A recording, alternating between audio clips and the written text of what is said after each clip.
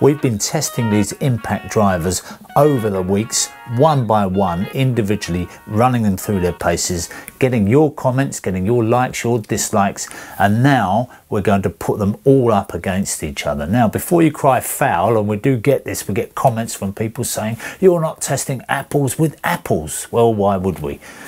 We want to find out which one of these impact drivers is most suitable for you. Now, we have to accept that if you're already running a certain battery platform, if for example you've got a Makita 18 volt, you'd be some kind of fool to go and buy the Milwaukee 18 volt because you'd have to buy the batteries, the charger, whereas this way you can just buy yourself a naked body and run with your existing batteries. So if this particular tool outran this one by a few screws or a little bit or a couple of seconds, it wouldn't be a compelling reason for you to go and buy it over and above that. So why are we testing them? We're testing them because we love testing tools, of course, but no, I think that we're testing them so that you can be reassured that if you've got a particular platform, if you're running a certain impact driver, then that's okay. You're not losing out, particularly because you've got the wrong brand. The other thing that we want to do is there's been an introduction into impact drivers recently, which is the fluid drive, which is a lot quieter.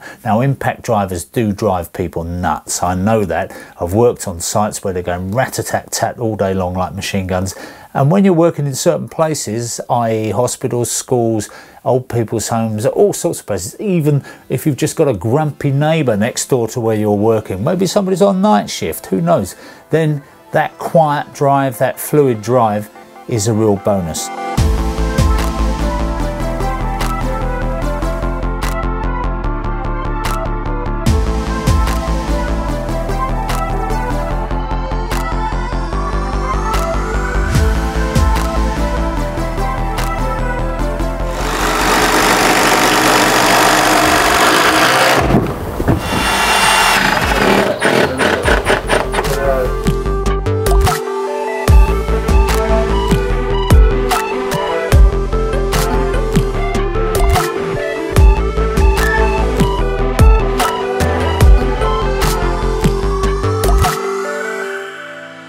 What we've noticed, we've been taking these tools out, we've been letting the guys use them, we've been getting their feedback on them, and also we've got comments underneath our various tests, and we've also got the likes, and so we can tell which one's the most popular. And I must reveal at this point that the Makita has actually had the greatest interest in our videos. The Hilti's done pretty well, the Dewalt's done well, and the Milwaukee, but if you look at the figures you'll see which ones are scoring the highest. So if we depended on the wisdom of crowds, we'd probably give it to the Makita. But let's find out. Let's have a look at what I've been doing. And also, when I come back, I'm going to show you what we're going to do now to, if you like, the grand finale, the torque test to see which one of these impact drivers is the most powerful. Now, you could just look at the stats on them. You could believe the manufacturer's claims about torque. But as we've found, you can take that with a pinch of salt.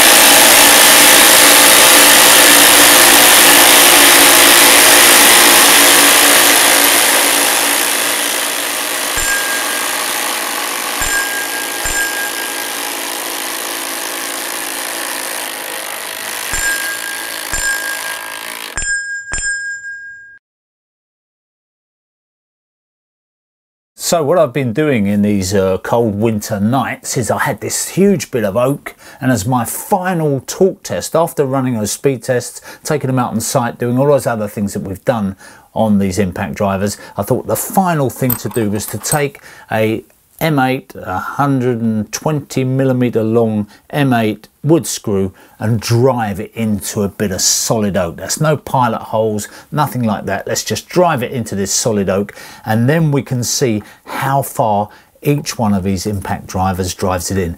Now, we've already said they're different models. So what would you expect? You can look on paper and you'd expect the Metabo, which is 400 Newton meters, to storm it. So let's just see what happens. First up, one touch chuck. I love it. I love a one touch chuck. So there we are, M8 screw, no messing around, let's do it. Block up your ears, Dylan. full battery. Number 3, top speed. Number 3, full range of battery. So here we go.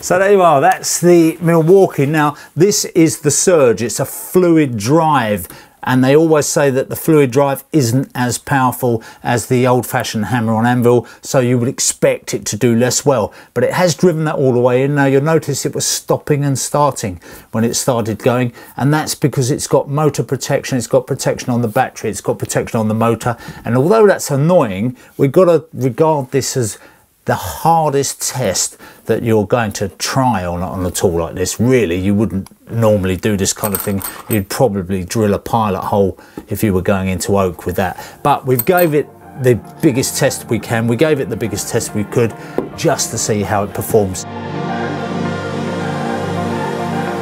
So this one is going to be the Hilti, and I'll stick that up there so we know what we're doing.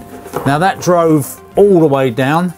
This Hilti isn't rated as being a particularly high torque machine, but what they do say that the way it drives for longer on each hit. So in other words, it's got more of a push than a hit. So we'll see how that goes. Full battery, top speed.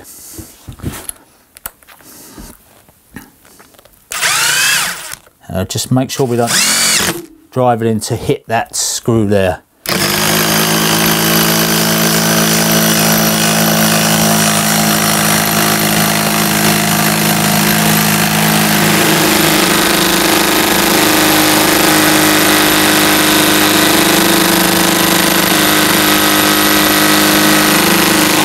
So there again, full house. The Hilti did pretty well there. As I say, wasn't reckoned to be, that's very hot by the way, it wasn't reckoned to be the most powerful machine, but you can see that it did that with a great deal of confidence. Still smelling all right. I always like to check whether the motor, that's a brushless motor, so works very well indeed. Panasonic full battery, and that gives us the top speed for the Panasonic. You can see how far this goes in, by the way. Pretty convincing, all the way down.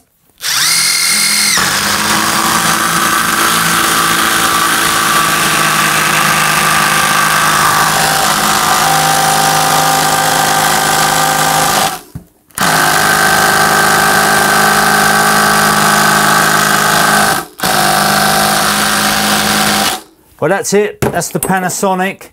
And it's a 120mm screw, and it stopped driving there, and it's left 45mm still out. So 45 off of 120 gives you 75mm. That's 75mm into the oak, yeah? This is the Dewalt. It's one thing I really like is this switch here, because a lot of people have commented on our videos saying that they don't particularly like those push button switches because they wear out, and there was one particular person who said that they'd had 3 switches wear out where they just had the push button. So this old-fashioned switch, if you like, mechanical, it's got something to recommend it. Very easy to see which speed you're on as well. So full battery, same routine. In we go and see where we get to.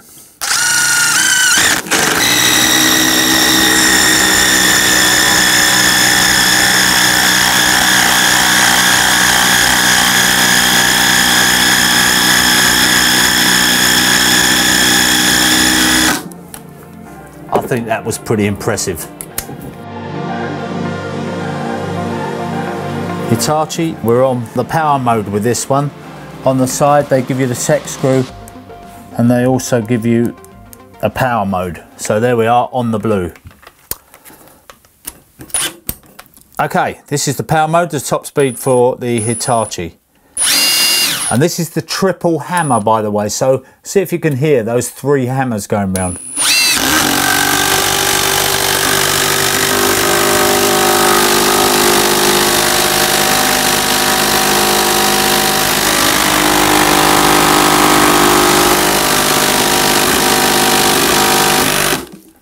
that's as far as it goes. Now, just in case we're hitting something.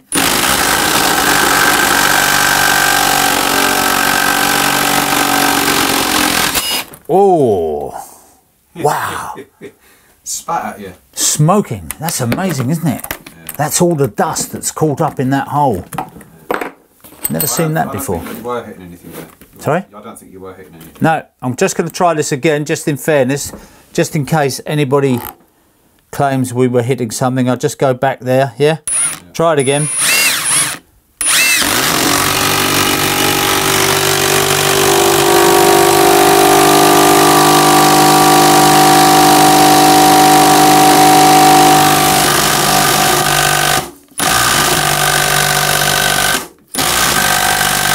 Doesn't sound good, does it?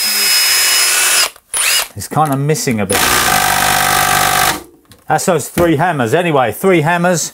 Turns out not even as good as 2 hammers. So that's a Hitachi. We'll give you a measurement on the Hitachi. Do the maths for me, if you will. It's left 60 millimeters. So 60 off 120, even I can do that. It's driven 60 millimeters in to the timber. That's just clearing that thread, if you like.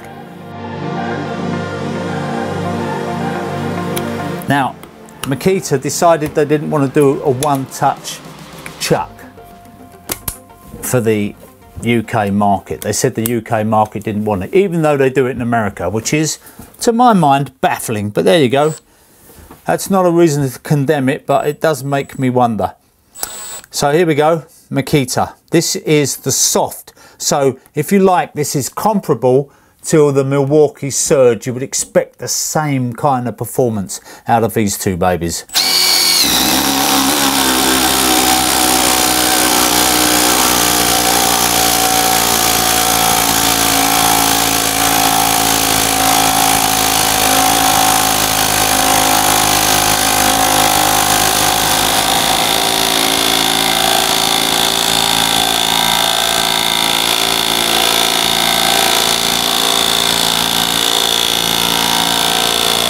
Okay, that's buried it, that's done that.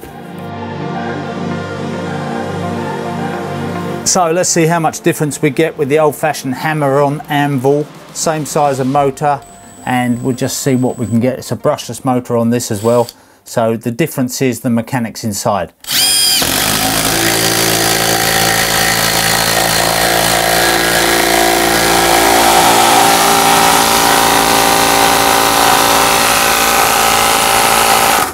Now that has stopped. This is supposed to have a higher torque rating than the fluid drive, but in actual fact you can tell, and that seriously is a lot of vibration there. That's hammering away, and it really didn't want to go any further. I could put that back on if you like. We'll just give it another go, see if it wants to do it, but it really was saying enough is enough at that point. So this is interesting because this proves that these fluid drives, apart from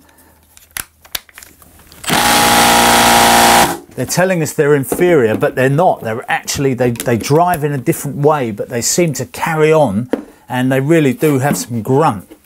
This one's probably the noisiest so far. So, really, yeah, a horrible noise, really uncomfortable. And this is borne out by the guys on site, because the guys on site are saying to us, wow, I've got to get one of those. In particular, when we took them out to Deck Masters, those guys are using impact drivers all day long, every day. And when we gave them to that, they went straight up to the boss and they said, try these, mate. These are fantastic. And the boss has actually ordered some now. By the way, let's just have a look at that. Let's have a look at that reading. And that reading shows that we've left 45 millimeters out of there. So what's that, 75 millimeters into the timber? Am I right? Is my maths right? Yeah. 120, 45, I'm getting there, you know. My maths teacher would be very, very proud of me now. So this is the Bosch. It's got this nifty little, I could probably touch it now. Let's put that in. And it's got this nifty little ring, which means that you can use it as an impact wrench on the 1/2-inch drive, but you can also put a hex bit straight into the middle of it. So that's a fantastic thing. As I say, you can check out the tests on all these machines individually. If you are particularly interested in one model, then we have got individual tests for you to look at. So we're on full power with the Bosch. Let's have a look at that. Showing no power at all. That's a bit weird. Oh, I know why, because you have to fire them up in order to get the lights. I keep forgetting this, but they don't give you a reading unless you actually activate the trigger first. So we got that on 3 speeds. Now we need to find a place where we haven't been before. Should we try that? Well, we can, because those haven't gone in very far. So if I come back here, I'll be fine, okay? So here we go with the Bosch.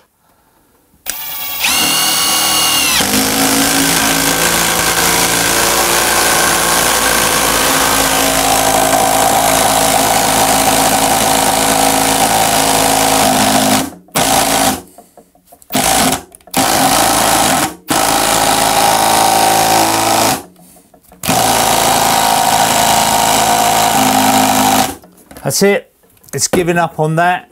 It doesn't want to know. And actually, that's consistent. That has left me 85 sticking out. 85 off 120, 35 millimeters into the oak. By far and away is our worst performer. Now, Bosch actually sent us 3 different impact drivers, and we chose to use the most powerful one on this test out of fairness. But I'd say that's back to the drawing board for Bosch, in my opinion. Okay, so a little moment of panic there while I look for the adapter. Why do I need the adapter? I need the adapter because the next one that my glamorous assistant is going to pass me is going to be the Metabo. Now the Metabo is a 400 Newton meter impact wrench. They sent it to us because they said, really, we haven't got anything in the impact drivers which is going to knock the socks off the others. I think they should have sent us something, because it's surprising actually. And so what we've got is we've got an impact wrench with a 1/2 inch drive, which is fantastic if you're doing up bolts and things like that. If you're doing loft conversions and you're bolting joists together and so on, then the impact wrench is a great thing. Excuse me while I just get this on. I can never, there's a little technique that is involved in getting this on, and sometimes it slips on as easily as a stocking on a chicken's leg. And other times, oh there you are, see it's got one position, it likes that one position. I know other people like that. Right, so you can see I've got the adapter on there, and that adds to the length of it, and this is quite a weighty machine. And the reason we're including it is because you might think, okay, I do a lot of really heavy duty impact driving, you know, maybe you're a mechanic or something like that in mechanical engineering, or you also want to do the odd bit of screw driving. So you can do it with this, you can use it with that and the hex drives, and you'll see that it's possible to just use it with an ordinary hex drive. So shut up, Roger, get on with it. Last one, and then we can all go home. Let's just check we're on full speed, because we've got this analog speed control, if you like, the old reliable wheel.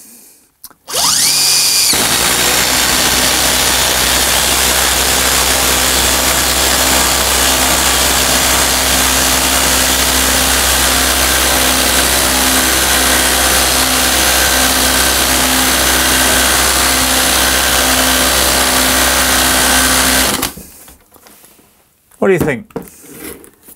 Pretty good, pretty conclusive. Was it 400 Newton meters? Or did it actually produce twice as much hitting power as some of those other ones? I don't know the answer to that.